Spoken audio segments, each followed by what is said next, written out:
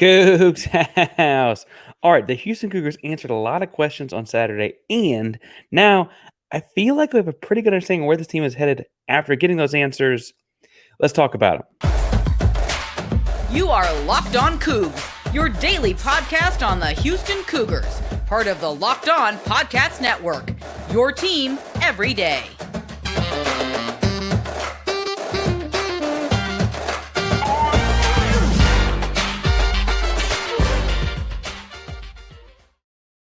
Welcome to Locked On Cougs, the daily podcast about your Houston Cougars. I'm your host, Houston-born teacher and coach Parker Ainsworth, to break down all things Cougs. If you're a U of H fan or just a hater who came to stop by, please be sure to subscribe down below.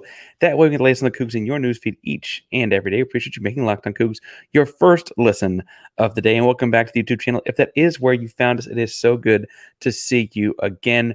Remember, hit subscribe. We're doing a giveaway every 250 subscribers. And we just hit, or about to hit, I guess I should say very shortly, the 1,600 mark. So we're on our way to that 1,750 number. If you don't know what to comment after talking all about the same Houston State game in this one or moving forward, tell us down below, basically based on what I'm going to have for lunch, if you are a crunchy or creamy peanut butter fan. Now, I want to talk about this last Sam Houston game in a number of different ways. I want to kind of reiterate a handful of points.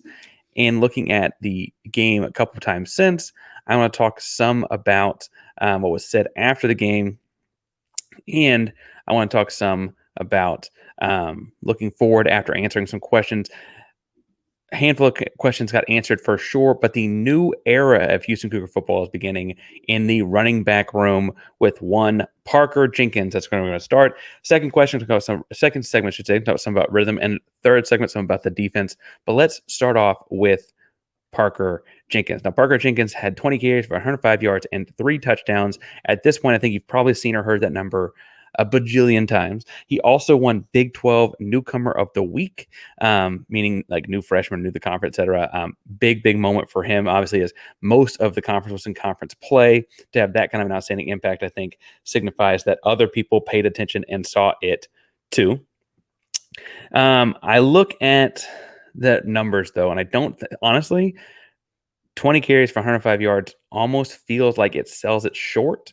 It felt like the back-breaking kind of thing that Parker Jenkins did was really like I believe it was the second or third touchdown. It was definitely not the first touchdown, but he's going back towards the opposite end of the end zone, towards the opposite end of the field, I'm sorry, and he's running through, and it looks like he's going to get stopped about a 3-yard gain and continues to run through. And it's not that he's a big, strong guy, bulldozer kind of guy. I think like Earl Campbell and the Oilers ducking his head and running through people. His legs just never stop. And his legs just never stop, and he runs through tackles and through defensive players, etc., on a very stout defense on a cross and scampers off for a 31-yard gain. Now, I look at the way he runs, and if you've been listening to this show for a while, you know that I'm a fan of his basically since last spring when Alt McCaskill officially transferred to Colorado and went live like on a Tuesday night. And there was a big Twitter storm between people on the team, people leaving the team, etc. And Parker Jenkins said, the new era is beginning. And I was like, this is awesome. This is a freshman running back. He's a highly touted running back coming through, and he's really, really excited about, honestly, his role and impact on the team.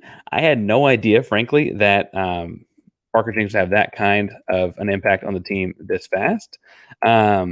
And I think the interesting thing in looking at this is that as you look at Parker Jenkins' like first 4 games in a Houston Cougars uniform, every single week I continue to be like, hey, this guy's pretty good. Hey, y'all paid attention. This guy's pretty good. Hey. And finally, after having some big returns in the TCU game, he got to take the start at running back and ran away with it. Now, I guess I say that's what Dana Holgorsen said in post game, was that the thing that stuck out to him was giving him this platform or this like playing time, these minutes, etc., because of the way that those kickoff returns went. Parker Jenkins shouldn't be a surprise to many, though. I mean, while he wasn't as involved, he wasn't involved in spring ball because he was running track. He ran 10-3 in the 100 last spring. For reference, that's really freaking fast. That's like get a scholarship in track fast. But he ran 10-3 in the 100 last spring. at 5'10", 185 pounds. That's very, very fast for a kid that big. He then comes on campus this summer, works out and stuff, and they open up the first game with UTSA and tried out Tony Mathis. Tony Mathis is a very experienced back, very, very talented back, transferred from West Virginia, right? Tony's a great kid, great guy, but he's had some nagging ankle injury type things since, and Houston had kind of fallen back on the same Stacey Snead, Brandon Campbell running game we've seen the last couple of years, where Stacey Snead's more the out of the backfield, catch the ball kind of guy. Brandon Campbell's more of the between the guards kind of guy, inside zone dive kind of guy, and neither one can really do the other's job. Parker Jenkins shows up and can do all of those jobs. Parker Jenkins shows up and has the burst and the speed, and that's not to say that you can't do some sort of a split where everyone gets the ball some because it's such a punishing position. I don't think that anyone should take that on their own. But Parker Jenkins offers you versatility in all kinds of sets and facets that other guys don't. He took over the game in a number of different ways. When he was in the backfield, Samuel State had no idea what to prepare for because he wasn't a downhill kind of guy. He wasn't outside kind of guy. He's all different things kind of guy. He did get 20 of the 37 total carries in the football game. I think that's important to note because it's more than half, right? So I don't mean to say that's not more than half, but it's also worth noting because he had those 20 carries of the 37 total. For what it's worth, they were evenly distributed as far as like what offensive lineman he ran behind, what gap he hit, et cetera. It was almost perfectly even across the board. The one slight difference being he hit like the right A gap like one time and the left A gap like 4 times, but the other 6 gaps were all fairly evenly spread. The interesting thing to me in watching him run, though, is that like that's exactly the split I think they should get, where as a starting running back, PJ's getting 20 of the 37 or just over half. And then Donovan Smith, I would argue, probably needs more than the 5 he got, right? But Uyale also got his too. So if you said more like Donovan Smith would get more like 7 or 8, maybe that's kind of more like what I'm leaning into. And then Campbell and Snead breaking up the rest. The interesting thing is, in setting this new era of Houston Cougar football and running back play, it appears that Tony Mathis will be back for the Texas Tech game this Saturday, right? I will talk more about depth charts and stuff later this week. We'll preview that game. We'll probably do more of an X's and O's breakdown on Tuesday and then preview that game Wednesday and so on afterwards. But Tony Mathis adds another multifaceted, talented back to the backfield. And it kind of seems like it's moving into playing a lot more of 2 running backs in the Houston Cougar system that were flatly not on the roster last year. Now, Parker Jenkins comes in with, he was the, based on 24/7, make sure I got it pulled up right, the 11th highest rated recruit to ever commit to the University of Houston since they've been ranking recruits. This is not like a surprise by any stretch. He's a highly touted, his numbers indicate how far the recruit services go that he would be a future pro or has a potential to be a future pro. Running back from Klein Forest. He stays home to play for Houston in the Big 12. Tony Mathis is a veteran experience, a 5th-year guy with all that time at West Virginia. The highs and lows of that program there. Shifting to those 2 guys who complement each other very well and that they both kind of do everything well. I think Mathis is a little bit better blocker. I think Jenkins a little bit better speed. But besides that, they really do things very, very similarly. Moves this offense where Dana has gone from an air raid guy to a guy that's trying to run the ball a higher percentage of the time than he has in the past into a different stratosphere, right? This will look different than weeks 2 and 3 did for sure. This looked a lot different than 2 and 3 and somewhat different than week 1 because Mathis was there in week 1. And you'll see a lot of a different kind of focus on the run game. That will change things as far as pulling guys into the box. That will change things as far as how deep safeties can line up. That will change things as far as what kinds of jobs defensive coordinators are signing their linebackers because they've got different types of backs to account for. And there's not a pre-snap read. Well, if Stacey Snead's in, they're doing this. If Brandon Campbell's in, they're doing that, right? Now, I'm excited about it. I can't wait to see it be the thing that beats Tech. I can't wait to see what happens in moving forward. But Houston added a very talented person to their roster. And if you're trying to add talented people to your roster at your small business, you might note that these days, every new potential hire can feel like a high-stakes wager on your small business, and you'll be 100% certain that you have access to the best qualified candidates available. And that's why you got to check in LinkedInjobs.com. LinkedIn Jobs to find the right people for your team faster and for free. Now, it might not be Parker Jenkins fast, but if you get a Parker Jenkins type of guy for your team, you've got to go get them. You've got to go get them now at LinkedIn Jobs. LinkedIn Jobs, again, helps you find the qualified candidates you want to talk to faster. Post your job for free at linkedin.com/lockedoncollege. That's linkedin.com/lockedoncollege to post your job for free. Terms and conditions apply. All right, I mentioned that there's an impact in playing these two running backs, Jenkins and Mathis, that would impact the rest of the offense. And what I love is how easy that makes things for a guy who's his first year in the system at quarterback and Donovan Smith, how easy that makes things for an offensive line transitioning to much bigger football players. They got to block, frankly, a much higher level of football in the Big 12 in those defensive fronts. I love that makes things, frankly, for a receiving core, the wall. I love the guys we've got. Matthew Golden is a sophomore, and Sam Brown is, I guess, technically is an older guy, but it's only his second year of playing significant snaps. And Manjack missed a season last year, hurt most of the year. Like, it gives all of these guys kind of the run game being established, or having a stronger pair of running backs so they have multiple talents and then offer a lot of different things, will shift the defense in a way that helps them out. And with the exception of one series, I would argue that the biggest thing the offense did to answer questions was come out and find some sort of an identity and a rhythm. So I'll start with the negative, because I don't think it's all that negative of negative. But I want to talk about the end of the first half, which I think is the only complaint you could look at as you're looking at the offense, and then follow that up with all the positive things I think they did. So at the end of the second half, or the end of the second quarter, I should say, Houston reeled off a quick first down to the tight end, had a quick Parker Jenkins run at just under 45 seconds, and then had an incomplete pass that followed it right away after a timeout. Right. Then I think people looked at like the clock ticking as far as like why did they run the ball with Parker Jenkins at the where were they at? They were inside the red zone. They were let's say 22. They ran the ball. Why they run the ball there to get down to the 13?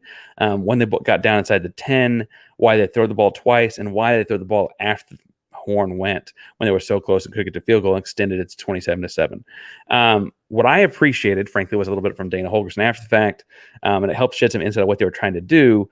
They'd seen Parker Jenkins in the first half wheel off some big-time speed plays, and it became very apparent after the first two snaps of this drive with 40 seconds left in the half that St. Houston State was playing a lot of their guys back and backpedaling on the jump. Like, they were very much playing the pass, and the run play, I think, is a moment where you're trying to be cheeky, you're trying to catch them, you're trying to get something moving forward, and frankly, you just kind of ride the hot hand a little bit.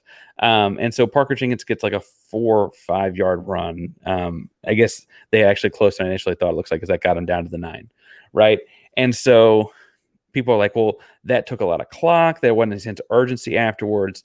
But it sounds like, and hearing Dana Holgorsen speak after the fact, that this was somewhat of a rehearsed instance and moment where their goal was to get 2 offensive snaps off, and then if neither of those worked, to then kick the field goal. The issue is that it sounds like, because this is a new offense, the quarterback, and while they've had close game scenarios, this particular situation had not played out for Donovan. So practicing situational football, they're just like, there's a finite amount of situations you get to do at practice. This is live game reps, of something that they clearly had talked through but not had executed before, right? The goal of the next 2 pass plays on the second and third downs, in which Donovan Smith incompleted 2 passes, was to make a 1-read out of bounds throw, right? Meaning, I take the snap, I make 1 read. If that guy's not open, I'm sailing out of bounds, right? The goal there being that once you clocked it down some, that 1 read and throwing it out of bounds might be a 4-second play, right, at most. And clearly, in the course of working through things, Donovan Smith was working on his internal clock. If you look at the third down in particular, the one where he sailed the ball out of bounds and the clock went to zeros and went to halftime, you see Donovan Smith herky-jerky around for a second and realize, oh, crap, I've taken too much time. And then he's trying to make something happen after that, whereas the rest of the guys on the field, guys that have been in this offense a little bit longer, linemen especially, are kind of like, why isn't the ball out yet? They're not quite, they're kind of figuring out what's going on. So you kind of see like a right guard drop a block because the ball is supposed to be sailed at that point, right? You see receivers on the opposite side of the field kind of cut their routes because it's like, okay, we've done a distraction site over here. What are we looking for, right? The goal of this is to have, again, this idea where that one read and sailing out of bounds, if both of those plays were to have taken 4 seconds, 5 seconds, that would have been just under 10 seconds to kick a field goal. However, as this is something that we're teaching a guy in his first year in this offense, and this is not what Texas Tech would have done, right? Texas Tech would have honestly probably not even hand the ball off to Parker Jenkins to start the clock running in the first place. You're playing with the clock in a different way. You're really trying to use every single second, and you're assuming that you're going to get the 3 points. Now, it didn't work out that way. It sounds like they went back to the drawing board to coach it up on Sunday based on Dana's comments after the game.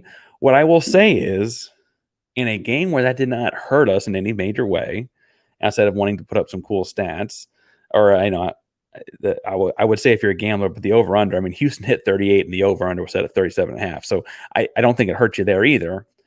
I look at this as like the ultimate learning moment. You're playing against a live defense and live bullets and working on things that make you a better football team.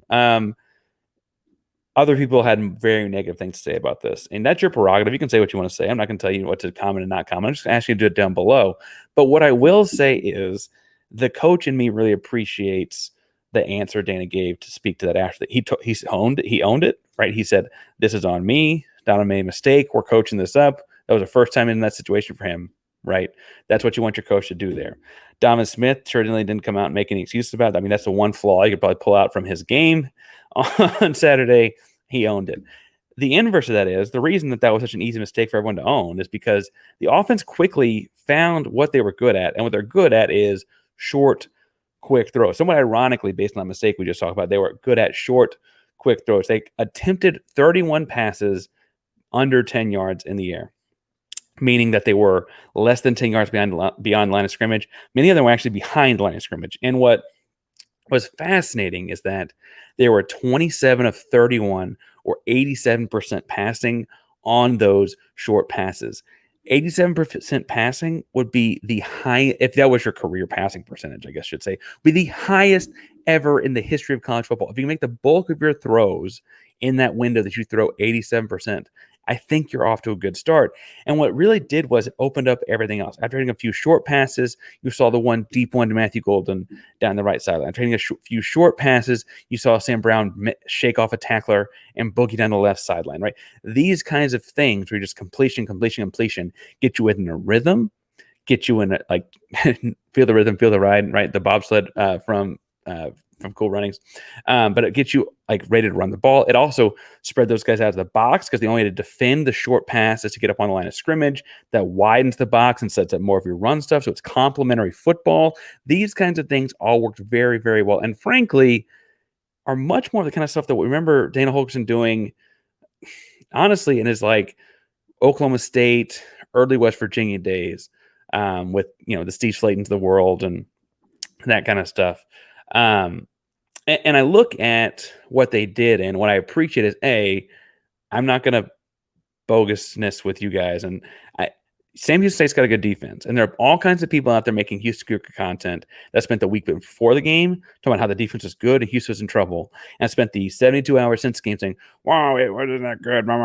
Like, no, it's the same good defense you thought it was. Houston just had a game plan. It's just easy. I'm not going to go like down and down talk on too many other outlets, but the idea that you can talk about how good the defense is all week and how they held Air Force to this and held BYU to that and how they're really, really stout up front, they don't look like a Conference USA team in the box and those kinds of things, then you need to give props where props are due and say, no, Houston did the thing then, right? Like that's, if your analysis, stick on it. My analysis is that that's a good defense that Houston hung 38 points on, right? They found things that got the ball to their athletes' hands on the perimeter, like I said they should, and those athletes then made plays, right?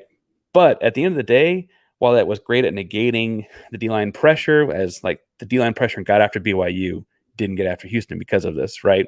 I feel like that's a good sign to come because Houston's going to play a lot of teams this year where I think their receivers are better. I think Matthew Golden's one of the best receivers in the conference. I think Sam Brown's as good as number 2 or 3 receivers anyone's got in the conference. I think Joseph Manchek is a tremendous football player, and I think the depth they've got is really, really strong. Getting the ball in those guys' hands in space right away negates anything you're lacking at the line front, right? If they have, 360-pound future pro defensive linemen, they can't rush the quarterback fast enough to get that before the ball gets out, right? And also, frankly, wears defense out because they got to run side to side, sideline to sideline. That wears them out for sure. And it's super easy completions that if you do a pre-snap RPO type read with Donovan, he's doing a great job of doing that thus far.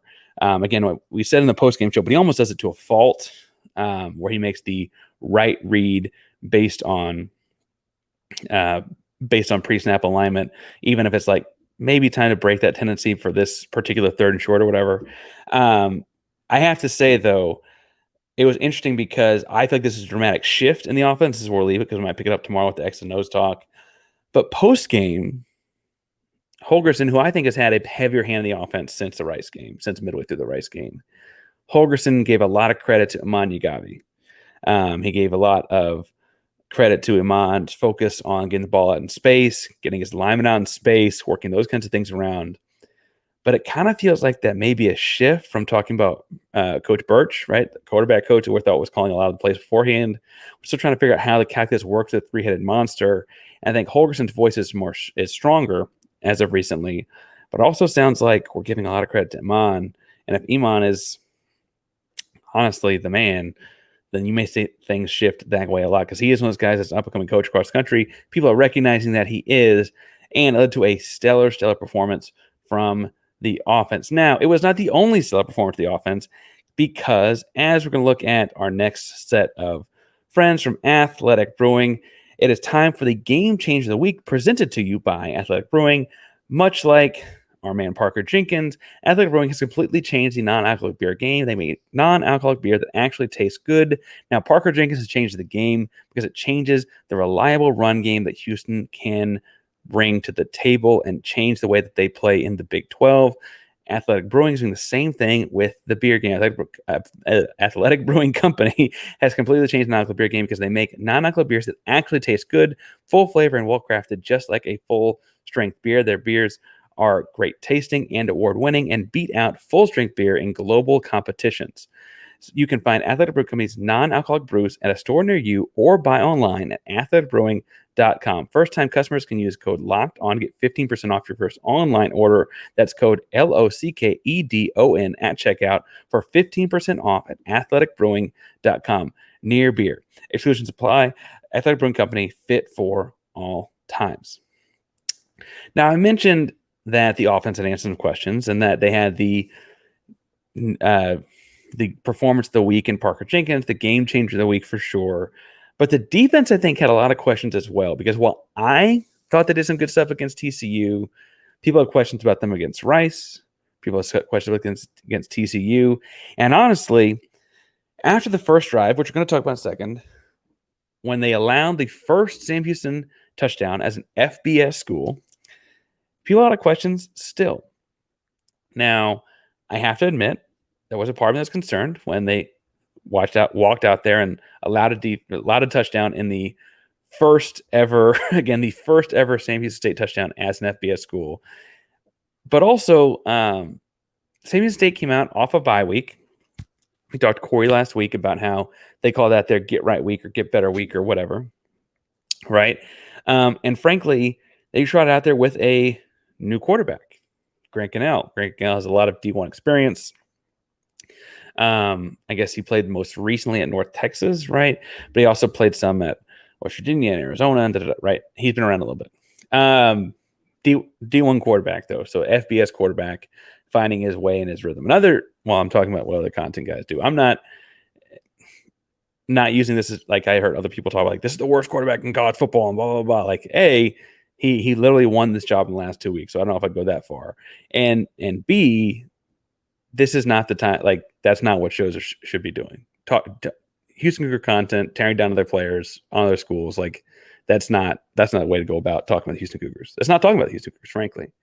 But in looking at Grant Gunnell, I thought it was interesting because in the first possession, you had a handful of Houston Cougar penalties, a trick play, and a quarterback that they had not accounted for in Grant Cannell. And then they got down inside the 5, and they brought in their big, strapping, like run-first quarterback and Trapper Panel, who is, I guess, originally from Kerrville, it looks like. Yeah, Kerrville, 6'3", 215, big guy. And it looked like, oh, crap, Houston has a quarterback they haven't prepared for, right, in Grant Cannell. Houston has, like, they're going to pull out trick plays and do whatever. And the penalties look like the Houston Cougar defense of old. We've got a problem. like very bluntly, we've got a problem. Now, Houston had 3 penalties on that first drive, I believe, and finished with 11 total penalties as a team, with a handful of those being on the offense. So the defense did keep a clean sheet after the fact. And for what it's worth, also did not allow any more touchdowns or any points, really, any positive yards, or not many positive yards from a total defensive standpoint. Just 178 yards on the game. And in that first touchdown drive, you had 83 of the yards. So more than half of the yards come from the first possession, right?